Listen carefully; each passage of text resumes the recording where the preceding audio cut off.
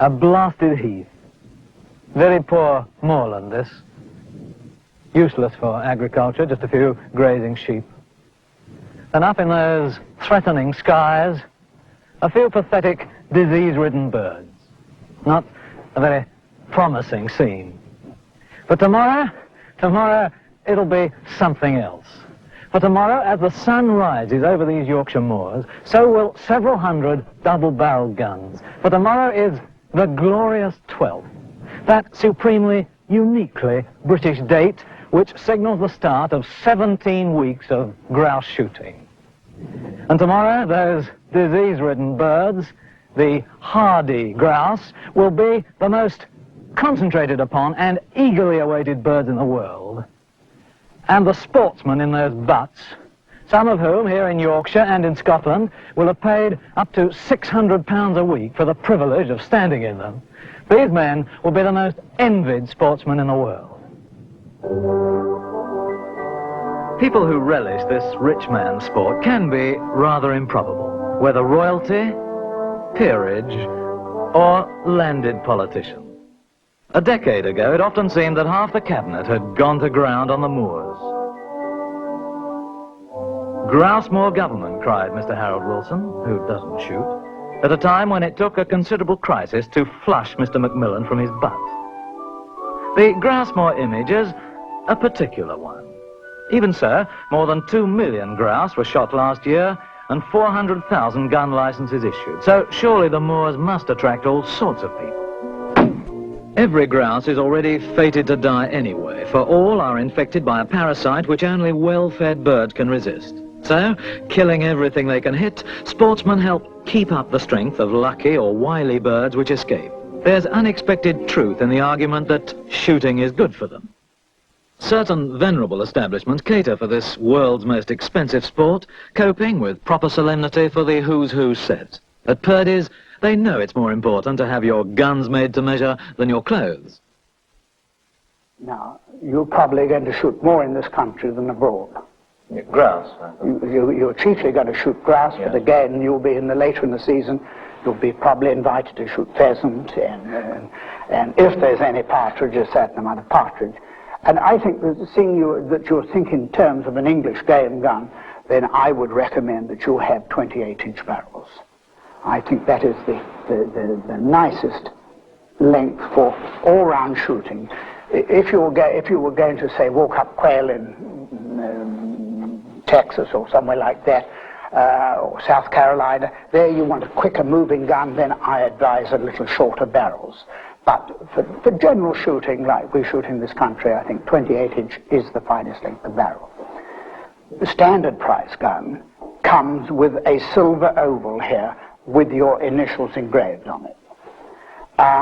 For about 10 guineas extra, you can have a gold oval put in here with your initials engraved on it.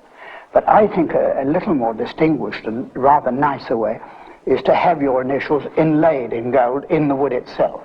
These stand out so clearly. How much would that be? With 3 letters, it'll cost you about £12 extra. Mm-hmm. Talking about price, what would a pair of guns be?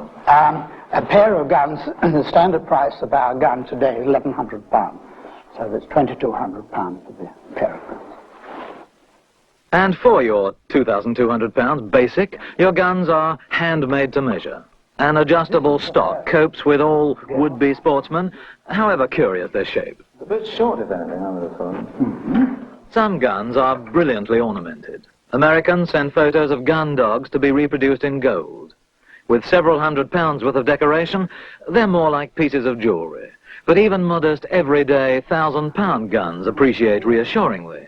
Mr. Lawrence has just paid £600 for a pair Purdy's sold for less than £200 70 years ago. If you'll just go back This test gun with light and batteries in its barrels was produced for King George V when he was ill and confined to bed.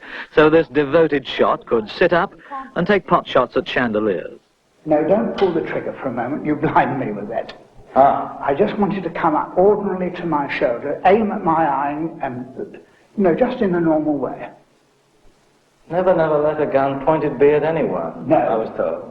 Well, I know you can only batter me to death. That's right. This is a sort of Professor Higgins. Belt's a bit loose. You carry a bit of weight in there, and your straps will bear the weight. That's the idea of the straps. They're to take the weight in the pockets. I see.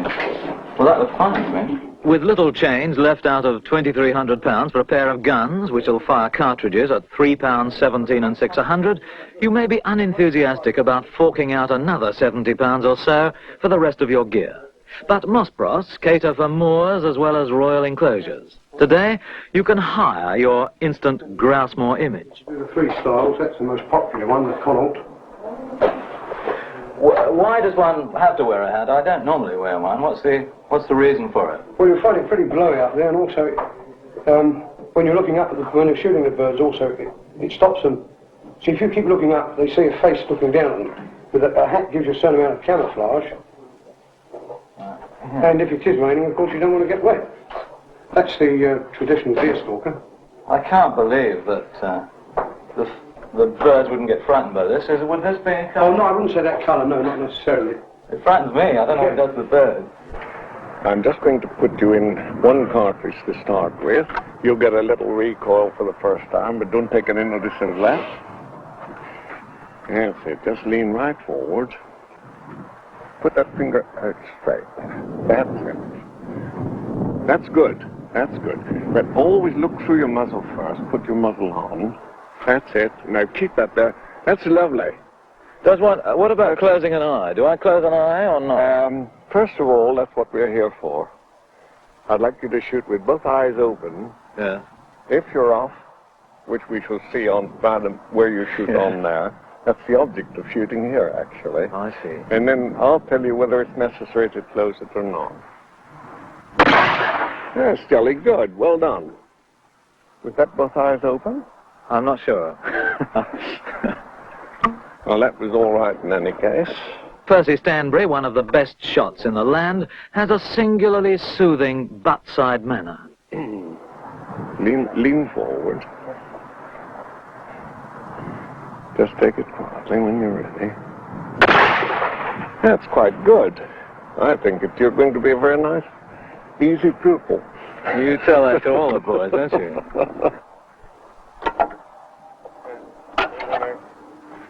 Here, we're coming on to something that's moving.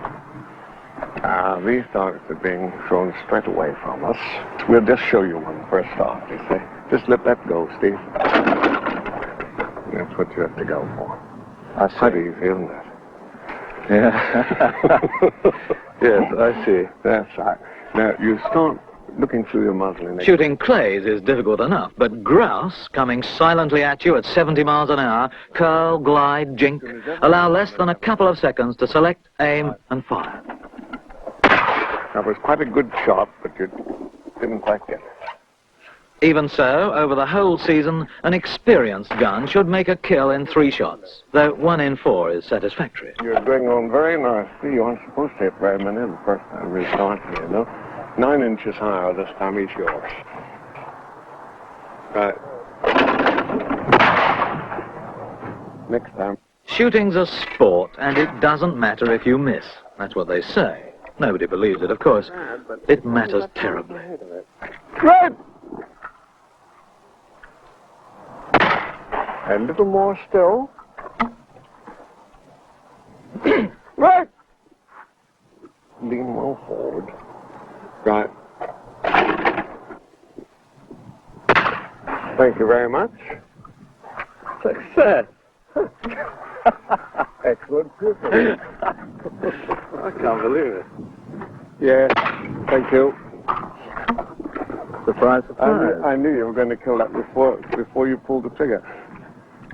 Carry on like that. You're okay. Right! Yes. Oh, that was bad luck. Lord Bolton, 7th Baron and my host, owns 20,000 acres of Yorkshire. His 3 moors produce an average bag of 1,600 brace. His guns are guests, greatest compliment any host can pay. Enjoy running it that way. We don't run it as a commercial proposition. In a good year, when we're selling quite a lot of grouse, then we may not lose too much money on it. But in a normal year, yes, it costs me a certain amount of money. But against that, I'm always shooting with my friends, and to me, the people I'm shooting with matters as much as the shooting itself. But of course, your guests have to know your idiosyncrasies. Do you run a tight moor? Yes, I do. Yes, they say that I've got lots of idiosyncrasies. I hurry them over lunch because I'm keen to get them back shooting afterwards. And I don't like people hanging about when there's a lot of shooting to be done. I like to get straight on to the next line of butts and in. And in that way, they say that I'm very fidgety and impatient. And what about après shooting? Do you let your guests have late nights, or do you also hurry them off to bed? Après shooting, we relax, but I find that most of my keen shooting friends don't wish to sit up very late if they're going to be shooting next day.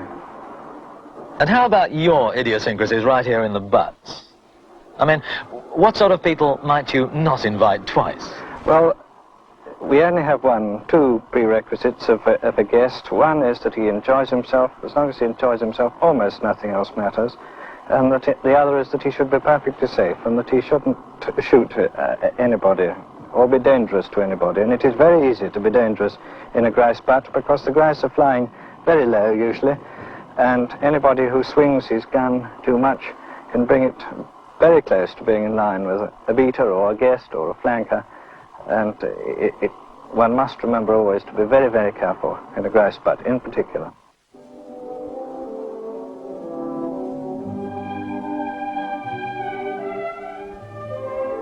The 12th, and curiously enough, the weather's glorious. On the steps of Bolton Hall, guests gather. Morning, George.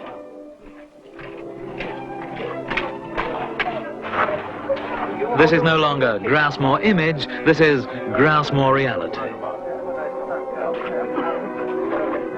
Lady Bolton, who doesn't shoot, will follow the experts and the amateurs. Those who, in another gun-toting society, could be called trigger-happy greenhorns.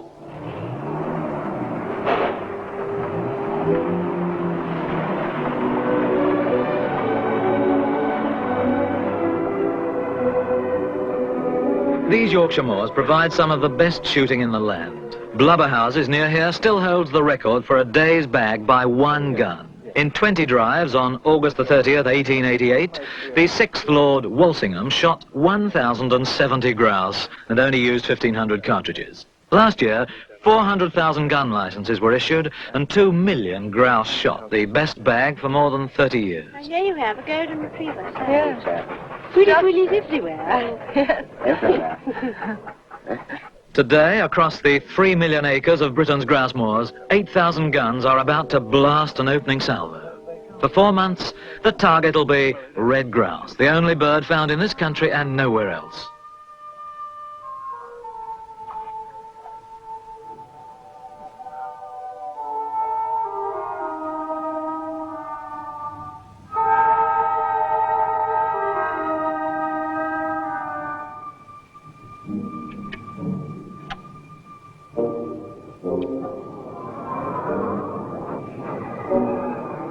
A year of work, months of expectation, tremendous expense, all building up to this tense moment, the start of the first drive.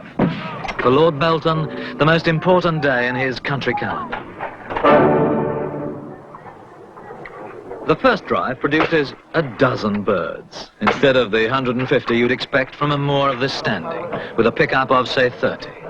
Back in May, snow and rain attacked grouse at their youngest and weakest, and on this glorious 12th, there are almost as many beaters as birds. So, for the guns, where's the pleasure? Well, you meet your friends, you have a nice day out, you have a few jokes and whatnot. Yes.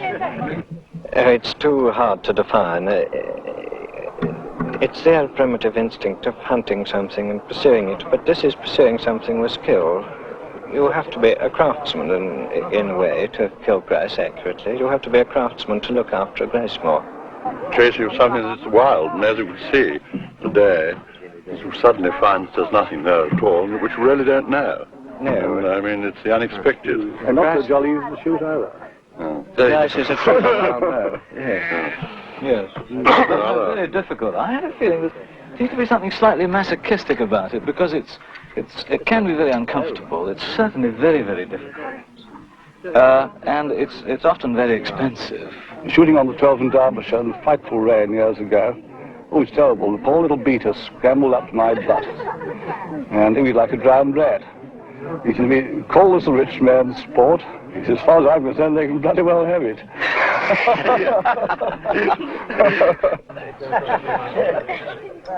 Lord Bolton, ardent supporter of Rhodesia, has announced that, as usual, he's sending a few brace to Sir Humphrey Gibbs, his friend the Governor. And in London and New York restaurants, other eager diners anxiously await the outcome of the first drive. Then normally these would go straight down to London now at lunchtime. They'd be in London by 5 or 6 o'clock this afternoon. Some of those would be passed on by the dealers to the States. Yes. Now, what about these grouse that are going to Rhodesia? Is Sir Humphrey Gibbs going to do without his grouse? No, I think we'll muster sufficient for Sir Humphrey Gibbs. They go off in the morning. Lord Bolton has 8 guests, but 14 to lunch. On the menu, fish.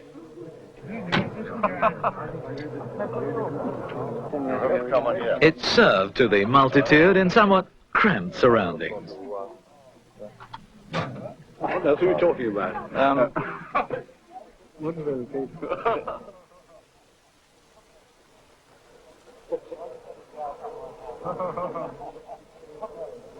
Lunch must also be provided for beaters and flankers, who expect £2 a day. A picker-up can get £5, a competent loader up to £10 a day. The sale of birds defrays some of these expenses. So, after lunch on this disappointing day, the drives go on. The Honourable Harry Bolton, aged 14, today hits 7 birds with 7 shots. On the moor next door, Lord Swinton, at 84, hits most of the birds he aims at. In this sport, it's not age that counts, it's inexperience. Now, when I was talking to Lord Bolton yesterday, he said he expected about 70 brace today, which was a very poor day anyway at 70. In fact, what have we had? About 10 up to now. Yeah. I think they probably shoot the other moor tomorrow and see what is happening there. And if they have this kind of luck, then what? Then they give up? But then they'll give up shooting for the time being, and they might well find towards the end of September that there were, many more birds that appeared. Do you think there'll be a similar situation on these other moors? Or do you think he's just unlucky here? Well, it may be entirely local, this. You're an expert yourself. What do you think is the appeal? I think it's a part of traditional country life, and it's a sort of extension of the old business of hunting for food. It's the desire to shoot something, is it? I think it's a desire for the chase, as the French, la chasse, as the French call it. That sort of finds a very agreeable outlet in this way. And I think it also, of course, grouse shooting provides quite a lot of employment in its way for people too, as well as, a very edible end product. Fairly edible, yeah. It's not particularly exciting dish, is it? Grouse? I mean, I can't believe it. If it wasn't so rare, it would be so popular. Well, of course it is, yes. It's a speciality of the British Isles. Something like shooting, I mean, I think the only reason why it's so popular is because it's so damn difficult. If anyone it's could a great do test of skill. If anyone could do it, you wouldn't want to do it. No.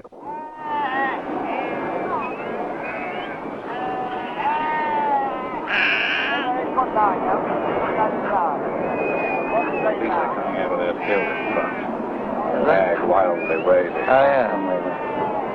There's an army. Oh, out left. Mark left. Go on.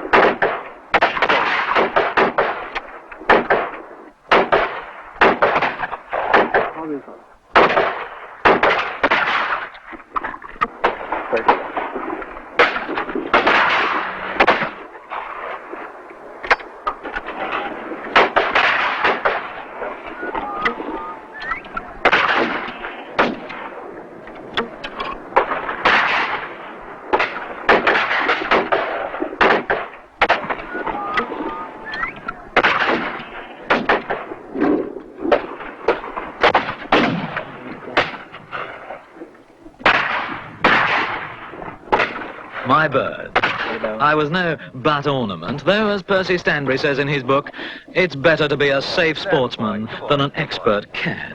It's some consolation, for no gun should frighten host, guests, or grouse come to that. And if I didn't hit many birds, well, at least I didn't hit many beaters. Shooting for sport just come under the righteous scrutiny of the RSPCA, its council extending disapproval of hunting to cover shooting and fishing, of all things. Guns defend themselves amiably, led by a very big shot indeed, the Duke of Edinburgh, who told the Wildfowlers Association, to anyone with a conventional view of pleasure, to the town-living, comfort-loving commuter, the idea there might be any pleasure in rough shooting must seem painfully ludicrous. He wouldn't do it, said the Duke, if he was paid. One doesn't hear a lot of protests about the shooting of anything, I don't think, do you, as opposed to grouse? Yes, and Well, if you left them alone, there would be none.